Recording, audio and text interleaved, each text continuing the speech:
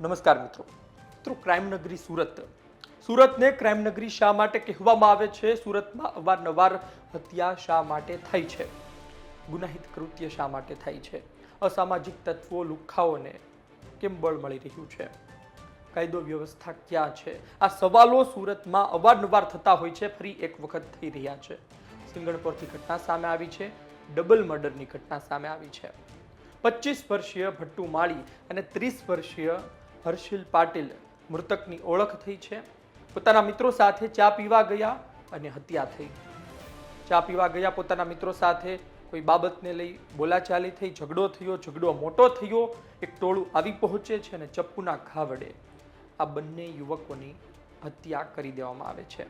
વાત એ છે કે ઝઘડા પાછળનું કારણ હજુ બહાર આવશે. પોલીસ તપાસ કરી રહી છે, પરંતુ કોઈ વ્યક્તિની હત્યા કરવી શું સુરતમાં સામાન્ય બની રહ્યું છે?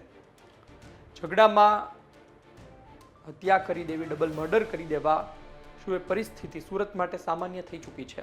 પોલીસે ગુનો નોંધ્યો છે, તપાસ શરૂ કરી છે, પરંતુ વાત એ છે કે સુરતમાં આ પ્રકારની ગુનાહિત પ્રવૃત્તિઓ ક્યારે અટકશે? સુરતથી અવારનવાર સમાચાર સામે આવતા હોય છે લુખ્ખાગીરીના, દાદાગીરીના, ગુંડાગર્દીના અને મર્ડર હત્યાના. ફરી એક વખત એ જ પ્રકારના સમાચાર સામે આવ્યા છે. વાત એ છે કે આ સિલસિલો ક્યારે થમશે?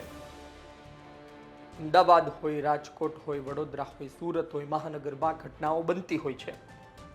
મોટા શહેરો હોય, લાખોની આબાદી હોય તો ત્યાં ગુનાહિત કૃત્ય થાય, પરંતુ અવારનવાર હત્યાની ઘટના શું સૂચવે છે? આપનું શું માનવું છે? કોમેન્ટ બોક્સમાં જરૂરથી લખજો. ઝઘડા થતા હોય છે, અલગ અલગ ઘણા વિસ્તારમાં ઝઘડા થતા હોય છે, પરંતુ આ પ્રકારે બેખોફ બનીને કોઈ પણ જાતનું વિચાર્યા વગર ડબલ મર્ડર કરી દેવા એ સુરતની કયા પ્રકારની પરિસ્થિતિ દર્શાવે છે? આમ તો સુરતને આપણે ગુજરાતનું એક મહત્વનું હબ ગણીએ છીએ, પરંતુ આજ સુરતમાં શું ક્રાઇમ રેશિયો વધી રહ્યો છે? તેને કાબૂમાં કરવા માટે શું કરી શકાય? આપનો અભિપ્રાય કોમેન્ટ બોક્સમાં લખજો મિત્રો. ધન્યવાદ.